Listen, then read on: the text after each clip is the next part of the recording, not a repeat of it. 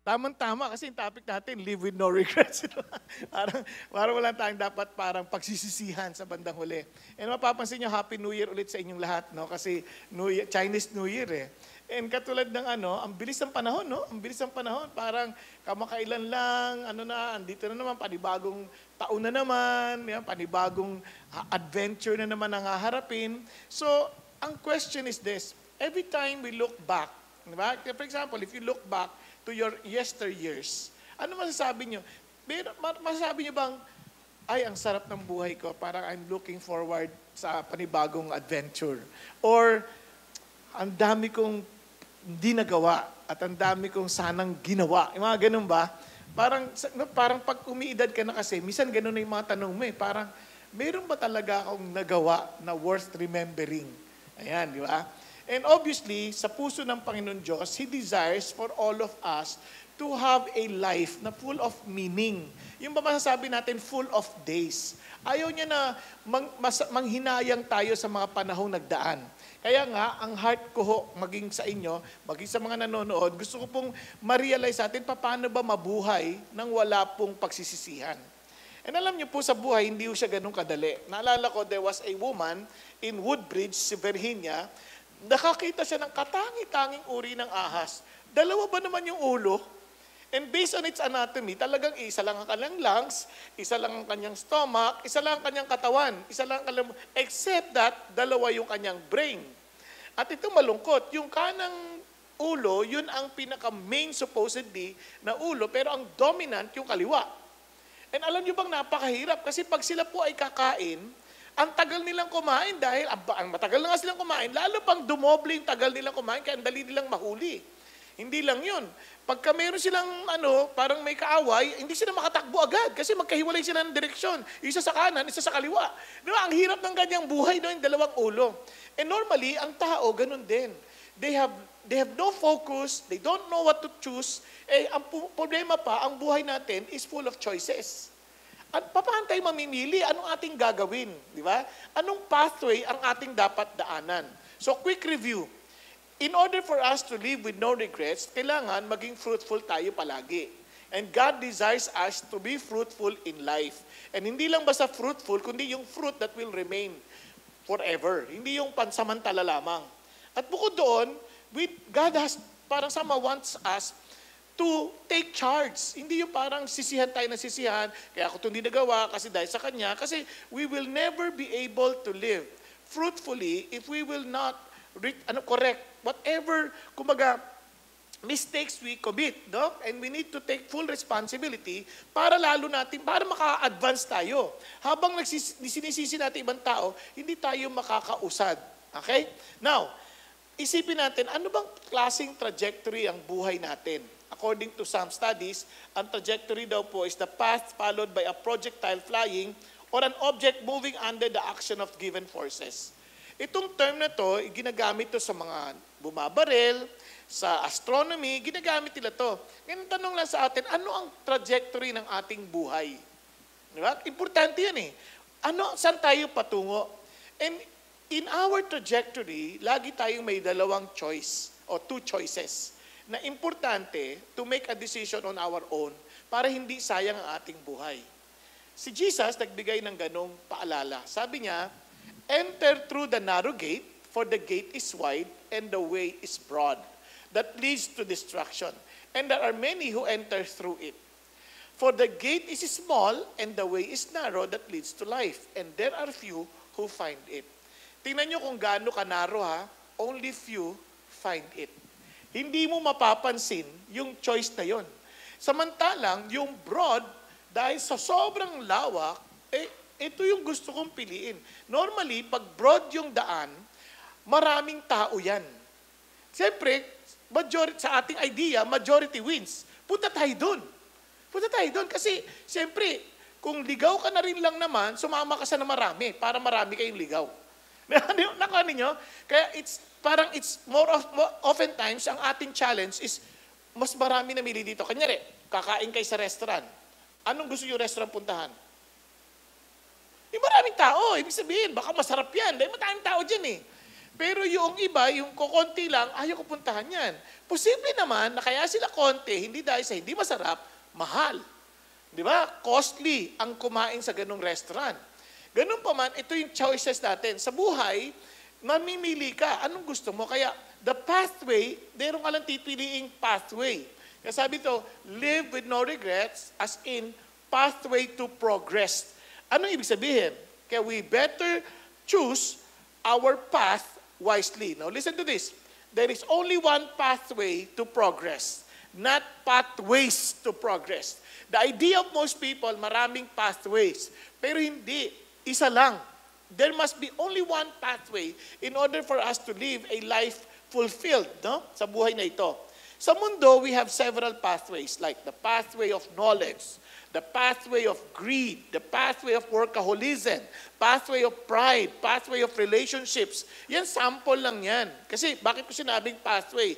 Parang, kaya maraming tao, ang kanilang buhay, puro aral, aral, aral. Hanggang sa kumuha na, doctorate na, double doctorate na, wala namang mapasok ang trabaho. Kasi overqualified na. Di ba? Napansin niyo ba yun? Yung iba naman, pathway of greed, more. I need to have more houses, more.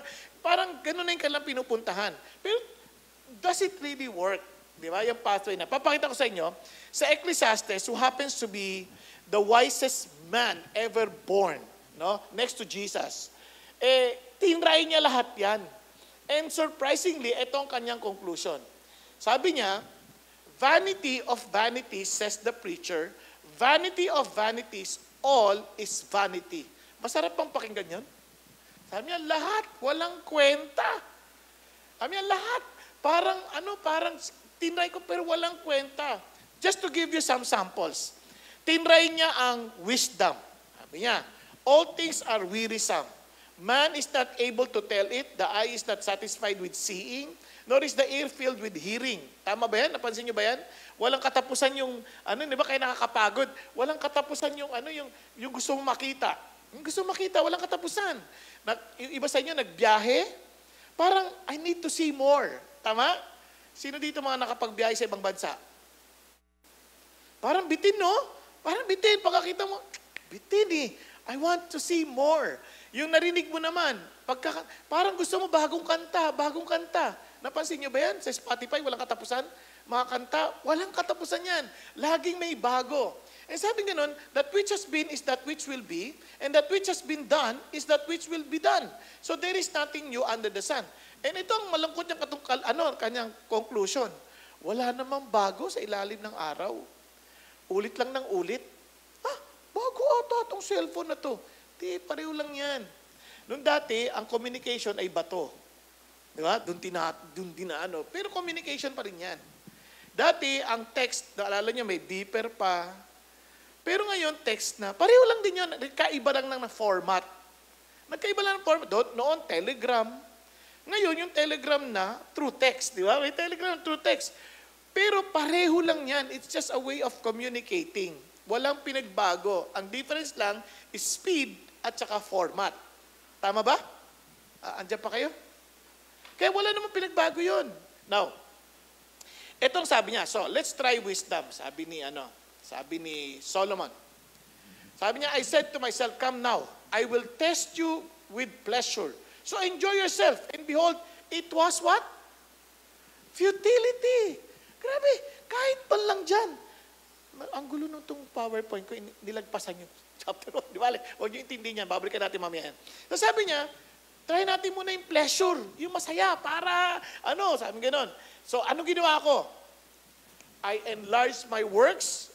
I built houses for myself. I planted vineyards for myself. I made gardens and parks for myself. I planted in them all kinds of fruit trees. I made ponds of water for myself from which to irrigate for forest of growing trees. Hindi natin pinag-uusapan dito yung parang yung maliit na garden lang. Forest. Can you imagine? Sabi gano'n, I bought male and female slaves and I had homeborn slaves. I also possessed flocks and herds larger than all who preceded me in Jerusalem. Sabi niya, walang tatapat sa akin. Ibig sabihin, lahat ng nauna sa akin, walang sinabi. Sabi niya, I collected for myself silver and gold and the treasure of kings and provinces. I provided for myself male and female singers and the pleasures of men. Many concubines. Konti lang naman yan, 700 lang. In 300 wives. Amazing, no? Grabe, 1,000 yun. Ang dami-dami. Pero hindi siya naging masaya. Bakit? Ano sabi niya? Thus I considered all my activities which my hands had done and the labor which I have exerted. And behold, all was vanity, striving after wind, and there was no profit under the sun. Para lang ako naghahabol sa hangin. Ewan ko kung na-experience yun na yun. Yung pang una, kung nagpagawa kayo ng bahay, parang, wow, ang saya-saya, may bahay. But after a while, parang you want a new one. Sabi nila, wala nga kaming bahay, ang papag-isipan namin. O, lagay natin sa kotse. Yung pagbili mo ng kotse, wow, bagong kotse, ang saya-saya. Di ba? Pero after a while, sana may bago na ulit. Di ba? Iba, wala nga akong kotse, ano pa ba yan? Di damit na lang. Damit, pababa na pababa. Yun lang. Meron, may bago akong damit. After a while, gusto mo na naman ng panibago. Parang you're looking for the feeling of, may bago ako. Kasi hindi ka, kaya napansin nyo yung mga kahit mga maraming mga, ayoko sanang manggit, pero mga politiko, di ba? Ang daming bahay. Pero parang hindi sila na kukontento, no? Kulang na lang, ariin na lang yung buong Pilipinas. Tanong mo kay Tosca. Di ba? Hindi kasi na-expose ka sa ganyan eh. Di ba? Pag-isipan niyo mabuti. Hindi siya, parang you want some more. Na walang katapusan. Para kang naghahabol sa hangin, na pagkatapos mo maabot ang konti, biglang kulang na naman. Napansin niyo po ba yan? Kahit sa appliance. Sabi nila, ito, bago. Sabi nila, kailangan mo ng oven. After ng oven, nauso yung turbo. Yung turbo, binago lang ang pangalan, air fryer. Pero pareho lang yun. Tas wala, hindi ka naman nagluluto, bibili ka pa rin sa labas. Diba, nakakatawa. Bumili ng washing machine, magpapalaba naman. Diba? Kasi nakakatamad eh. Nakakatamad. Napansin niyo po ba, parang, ano na nangyari? Kasi sabi niya, nakakapagod. Kasi sabi niya, thus I hated all the fruit of my labor. Sabi niya, for which I had labored under the sun, for I must leave it to the man who will come after me. Yan ang malungkot. Di ba? Trabaho ka ng trabaho, tapos maiiwan lang yan. Kanino? Sa isang tao na hindi mo alam kung aalagaan niya o hindi. Yun ang sabi niya rito. And who knows whether he will be a wise man or a fool? Yet he will have control over all the fruit of my labor, for which I have labored by acting wisely under the sun. This too is vanity. Di ba? Lalo kung kayo yung tatay, no? Trabaho kayong trabaho, tapos ang anak nyo, babae. Naku, mapupunta lang sa mamanugangin. Di ba? Tapos dadayain lang yung anak mo. Ang lungkot. Parang di mo alam, ha? Parang, ano tong saysay na pinaggagawa ko? Tama ba? Sa mga babae naman, trabaho ng trabaho. Tapos mapupunta lang sa stepfather. Naku, parang sakit sa ulo. Parang hindi mo talaga alam. Parang, what's the use of all of this? Naku, attorney, huwag ka na magdamdam. Talagang ganyan ang buhay. Kaya sabi nga nila, kung yun ang pathways natin, useless at the end of the day. Kawawa naman tayo. Kaya sabi ni Lord, piliin nyo ng mabuti. Na gusto ko pang dagdagan ng ating depression. sabi niya, he who loves money, look at the words, ha? He who loves money will not be satisfied with money. Nor he who loves abundance with its income. This too is vanity. Iba sa inyo, tuwan-tuwa, mayroon kaming bonus, mayroon kaming, nadagdagan yung sweldo namin. Di ba? Nakakatuwa naman talaga yun eh. Sino sa inyo hindi natutuwa pag mayroon dagdag na sweldo? Di ba? Pero ano sabi niya? When good things increase, those who consume them increase.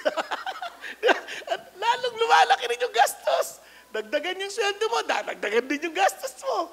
Ay, nako. So what is the advantage to their owners except to look on? Parang, wow. Parang, nakakainis na talaga itong sulat na to, no? Nakaka-depress.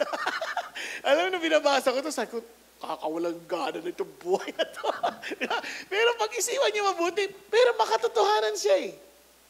Unless we understand the pathway of to progress, laging we will end up with this, that we are running after nothing. We are parang as in striving after the wind. Ang lungkot niyan. Walang katapusan. Hanap ka ng paraan to earn more. But the end of the day, you spend more. Di ba? Kaya anong gagawin natin? Kaya nga, the world offers us several pathways to progress, but the Lord shows us only one. Ano yan? The path of submission to Him. Kasi nothing else can satisfy us but God Himself. Kaya ang offer ng Lord sa atin is a narrow road. The pathway of submission to Him. Hindi ata madali yun. Just to submit to Him. Kasi ang daming pwedeng mag-offer eh. Pero ang bait ng Diyos, isa lang. Sunod ka lang sa Kanya, hindi ka matatalo. Yun ang sinasabi ni God. Wala kang katalo-talo. Kasi ito ang reality ng buhay. Tingnan niyo po, nagbigay ng parable si Jesus sa Matthew 25 at itong sinabi niya, "For it is just like a man about to go on a journey who called his own slaves and entrusted his possession to them." O, nakikita niyo na yung kwento. Ito yung mayamang tao, sabi niya, aalis ako ha. Ngayon, pag alis ko, ipagkakatiwala ko sa inyo lahat ng aking ari-arian. Tama ba yan? So, ano yung pinagkatiwala niya? Sa isa, binigyan niya ng 5 talents. Yung isang talent po, para lang maintindihan natin, yung isang talent, isang balding ginto yun. Okay? Mga halaga nun, konti lang. As in millions of dollars. Ganun lang. Kumbaga, sabihin natin, $1 million na lang. Tapos, sabi niya, iniwan siya ng 5 talents. O, sa ilan yun? Di ba? Parang $5 million. Hindi biro yun. Tama? Now, tapos sabi niya, and to another, one each according to his own ability. Yung isa, 2, yung isa, 1. Parang unfair naman. Yung isa, 5, yung isa, 2, yung isa lang. Pero unfair ba yun? Hindi. Sabi niya, to each according to his own ability. Kumbaga, yung kaya mo lang. Kasi bibigyan kita ng malaki, hindi mo naman kaya, baka lalong masiraan ka ng bait. Diba, kahit naman sa trabaho eh. Yung iba sa atin, hindi natin kaya maging CEO. Kaya hindi tayo nilalagay doon. Kasi kung lalagay ka doon, baka masiraan ka ng bait. Di ba? Kaya nilalagay ka ayon sa iyong abilidad. Okay tayo? Now, sabi niya, and he went on his journey. Now, kung kayo yung mama, kung kayo yung mga tumanggap, anong gagawin ninyo? Anong gagawin ninyo? Ito, pakinggan nyo mabuti ha. Yung nakatanggap ng 5, tingnan nyo kung yung abilidad niya. Immediately, agad-agad, the one who had received the 5 talents went and traded with them. Agad-agad. Talagang ninegosyo niya kaagad yung 5 talento. Talagang ginawa niya kaagad ang paraan. Sabi gano'n, and gained 5 more talents. Wow! Ang sipag! Inaral niya ng mabuti based on his ability na i-invest niya yung pera ng kanyang boss at kumita ng doble. Sino bang ayaw niyan? Tama? Ngayon, yung in the same manner, ibig sabihin, yung binigyan ng 2, ganun din ang ginawa. Nagmadali din. In-invest na kagad. Wala nang paghihintay, walang pag-aaksaya ng oras. Okay ba yun? Sabi niya, who had received the 2 talents and gained 2 more. Nadoble din niya. Okay.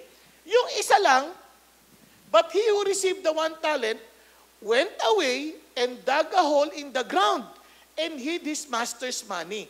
Now, noong unang panahon, yan ang usong paraan ng pagtatago ng yaman.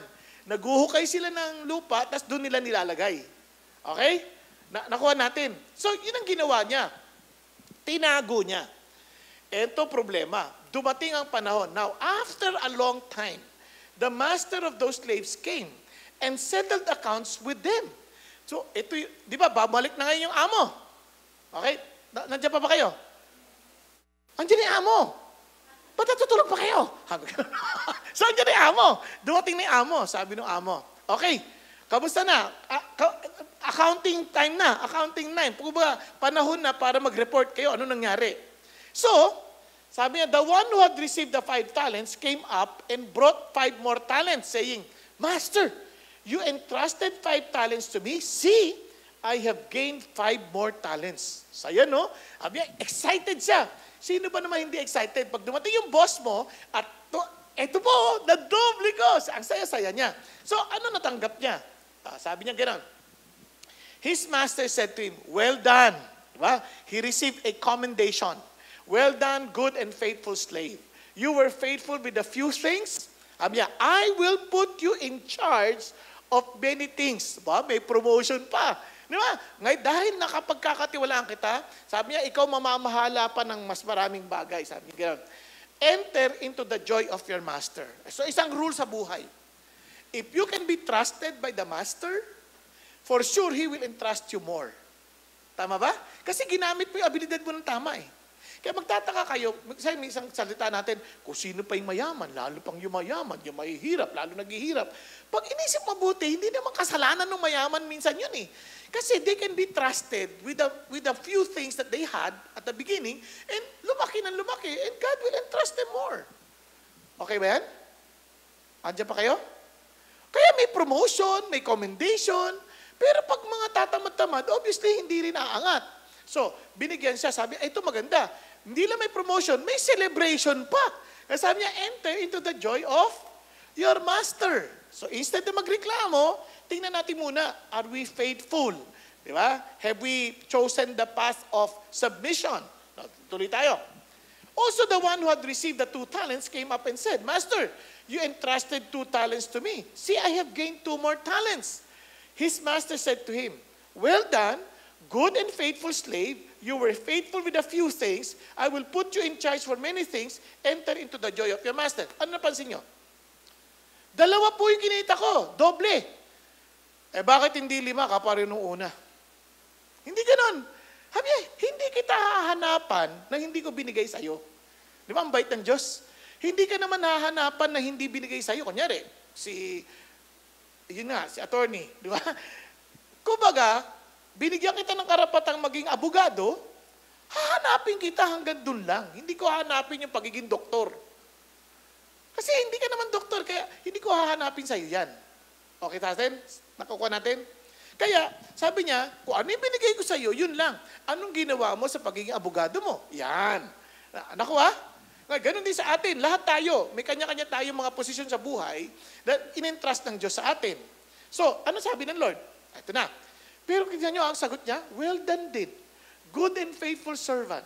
At may commendation, may promotion, at may celebration.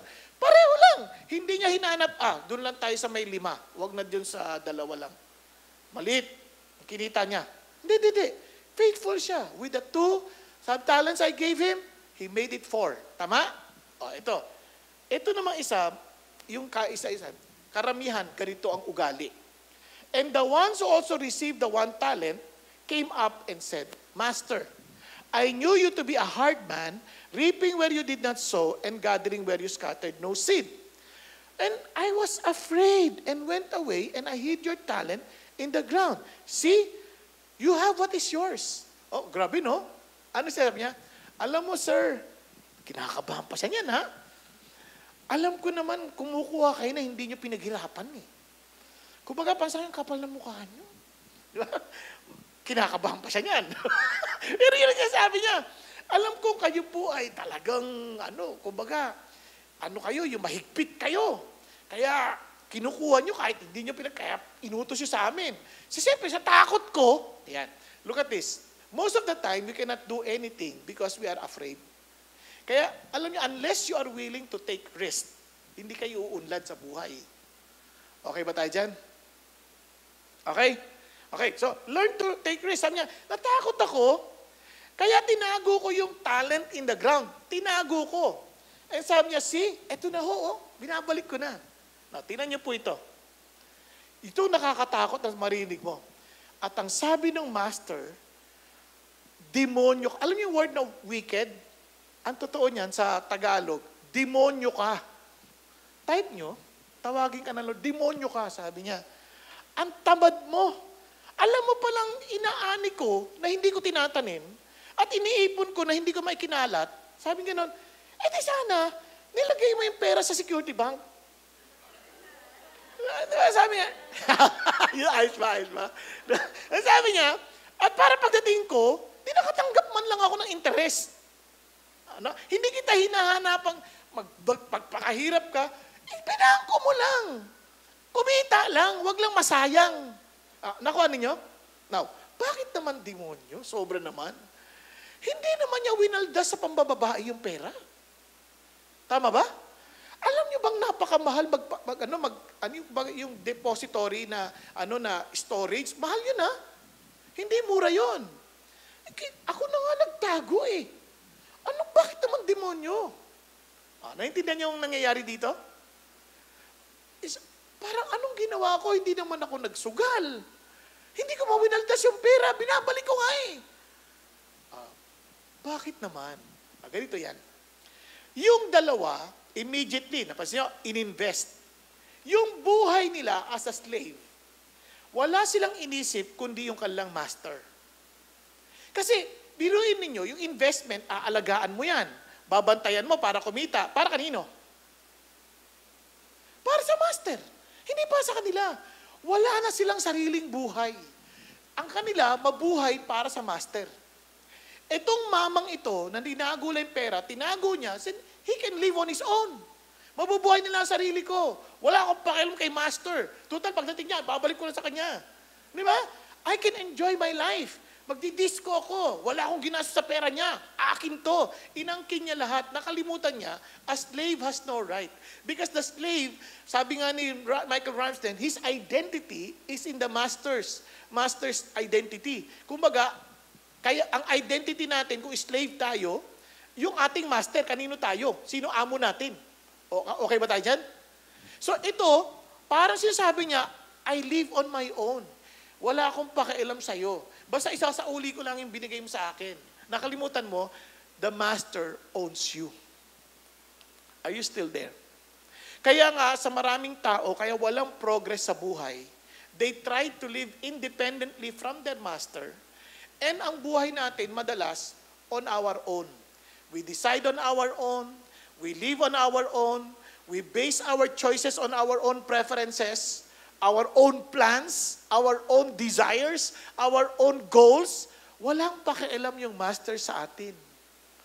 Kaya tanong ko sa inyo, kayo, kamusta kayo? Kaya minsan, tataka tayo, may nangyayari ba sa buhay ko? Kumita ako ng malaki, pero parang, may nangyayari ba talaga sa buhay ko? Meron ba talaga ako masasabing, itong buhay ko talagang worth living for eternity? Yung ganyan. Yung parang, karapat dapat itong mabuhay na walang hanggan. Kasi, ang ganda ng buhay ko eh. O kaya yung buhay ko parang gusto ko na mamatay. Kasi parang wala nang mangyayari sa buhay ko eh. Pagod lang ako. Mapupunta lang sa iba.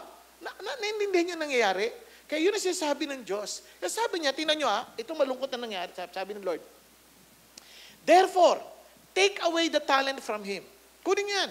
And give it to the one who has 10 talents. Opo, may 10 na siya. For everyone who has, more shall be given. And he will have an abundance. Kaya pagtapat tayo in serving the purposes of our master, itong ganda, pagkakatiwalaan kanya lalo. Okay ba yan? Lalong dadami pa nga eh. Magtataka ka, Lord, ang dami ko ng trabaho. Kaya yung masipag, dumadami trabaho. Yung tamad, yung trabaho niya akalang marami, nawawala pa. Kasi sabi mo sa katabi mo, ikaw, nauubusan ka ba ng trabaho? Pag nawalan ka ng trabaho, tanggal ka na. Konting panahon na lang. Diba? Hindi ko tayo tinatakot. Ang sinasabi ko lang, are you living faithfully, not for yourself, but for your master? Ang master nyo, hindi ko nagtatrabaho sa security bank, hindi yung security bank. But you do it for God, to reflect God in your workplace. Nakuha? Kaya, alam nyo, kaya malungkot, no? Minsan we call ourselves the only Christian country in the Far East. Tingnan nyo naman ang Pilipinas. Tingnan nyo yung mga trabaho natin. Ang daming projects na hindi natatapos. Ang daming budgets hindi natatapos. Di ba? Kaya nakakalungkot. Anong gagawin? Kahapon lang, tinignan ko yung report, sabi nila, bakit wala pa rin yung advanced technology ng pag-asa? Parang nawawala ka ng pag-asa eh. Sabi na kasi daw, yung budget para bumili ng mga pang-test, para malaman kung ano talaga yung kalalagayan, hindi ginamit. Bakit? Ang daming ganong proyekto. Hindi ko pinatatamaan yung mga gobyerno. Sinasabi ko lang, ganyan ang larawan para makita natin ng mas maliwanag. Ganyan ang nangyayari sa atin. Di ba? Kaya tayo rin tanungin ang sarili natin, asan ako papunta? So ano ang gagawin ko ngayon? Sasabi nga dito, but from the one who does not have, even what he does not have shall be taken away. Ang lungkot. But sana ganun lang, no?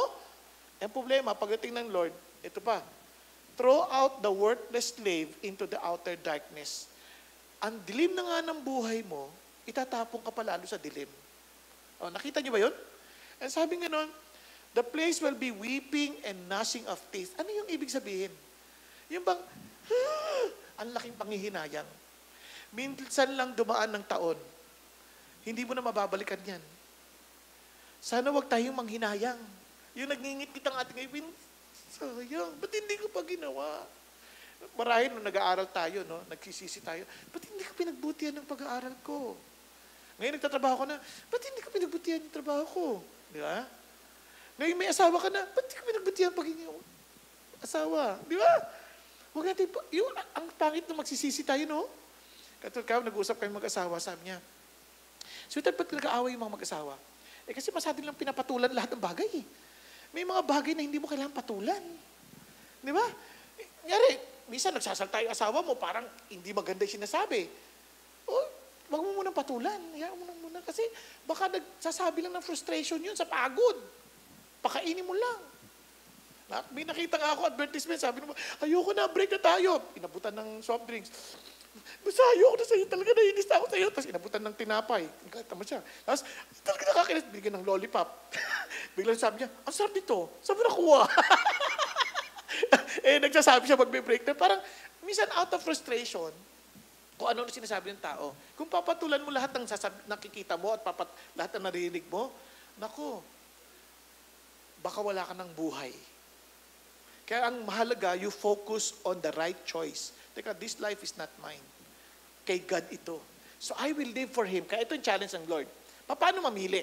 Tuturuan ko yung paano mamili. First, ABCD lang ha. Admit you made the wrong choice. Kapag nagkamali ka, tanggapin mo na, like Lord, I've been choosing based on my own preferences instead of submitting myself to you. Ano ba yung gusto mo, Lord? Yun ang aalamin ko. Tama?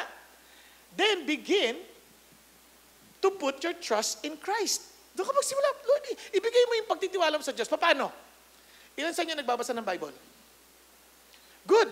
Simulan natin. Lord, ano ba yung gusto mo? Then let me follow you. Minsan ang hirap isipin, no? Parang, paano ko gagawin to?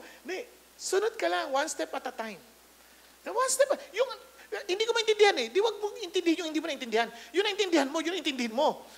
Minsan kasi, hindi ko naman maintindihan lahat. Okay lang. Pero naintindihan mo ba yung sabi niyang, huwag kang tamad? Oo. O, di gawin mo yun. Magpakasipag ka. Naintindihan mo yung, ibigay mo yung best mo. Whatever you do, do it for the Lord. Naintindihan ko naman. O, di gawin mo yun. Huwag mo na intindihin lahat ng bagay. Diba?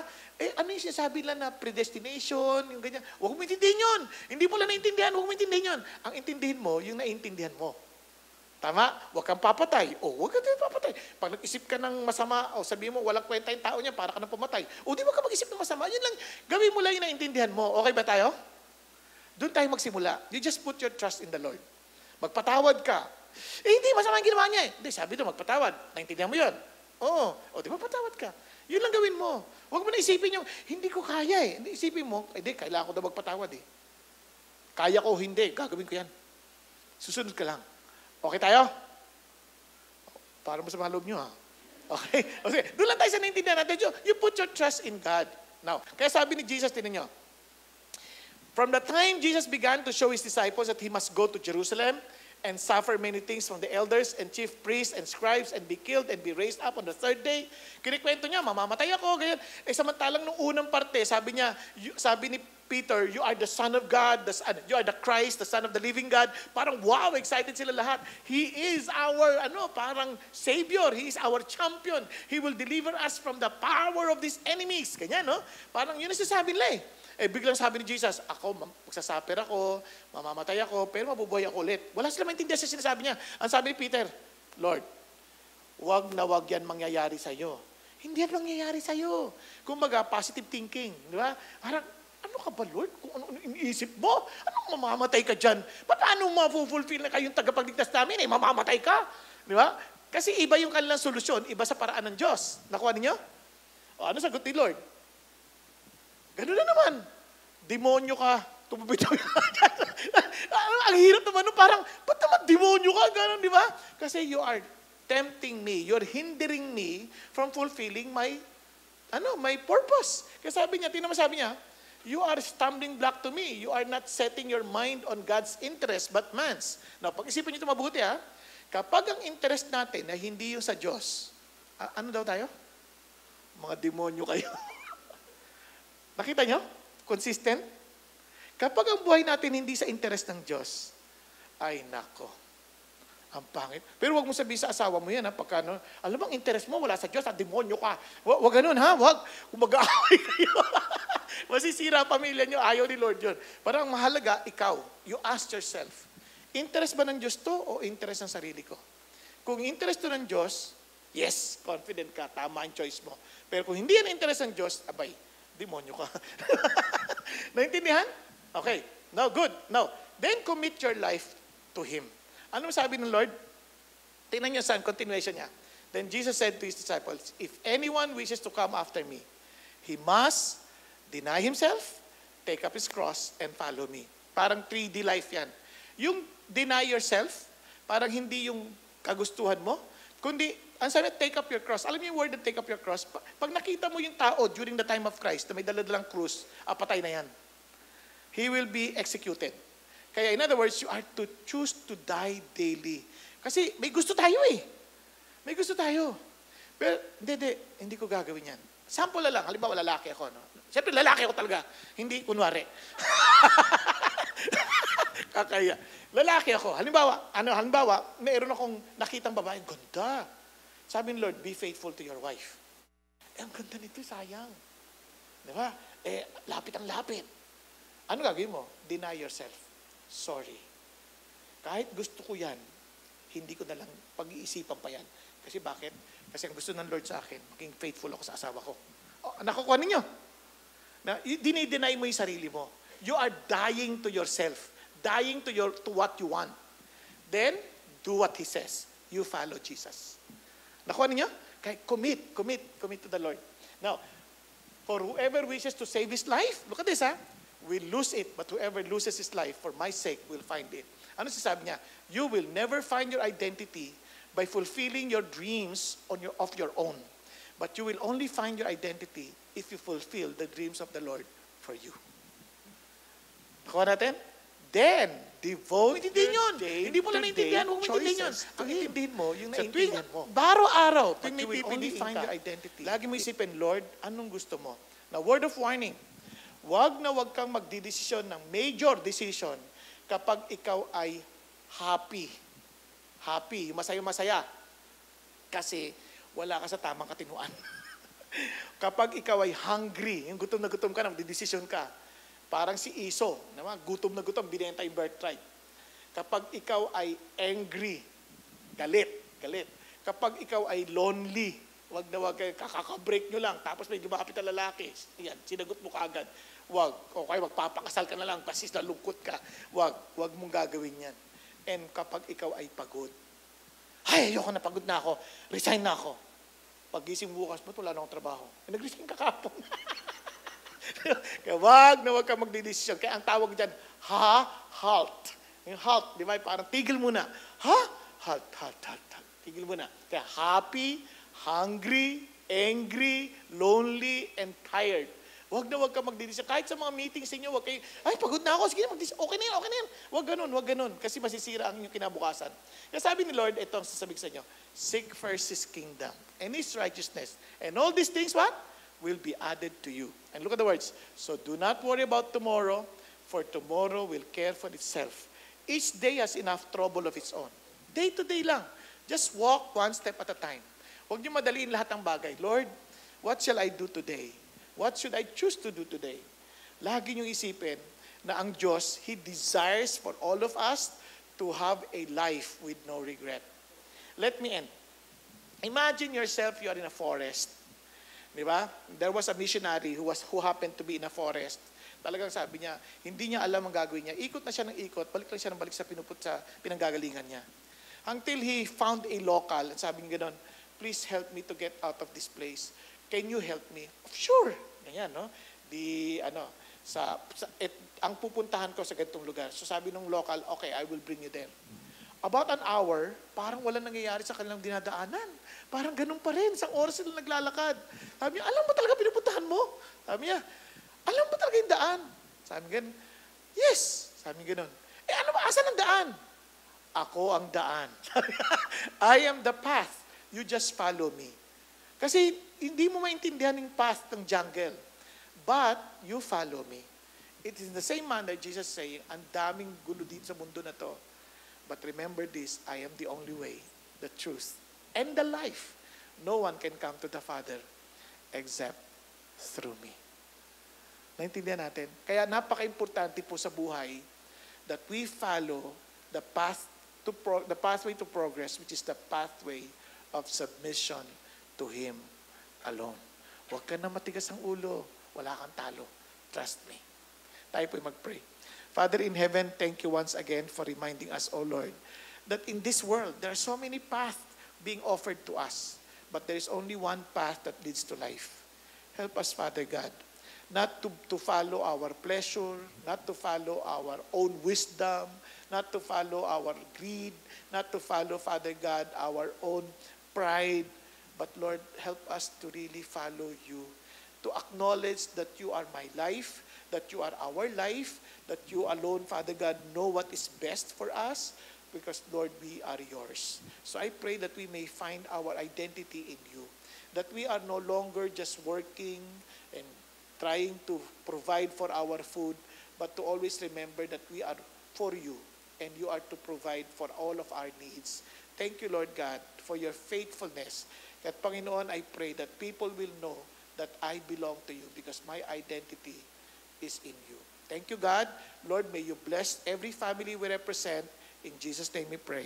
Amen and amen. God bless you.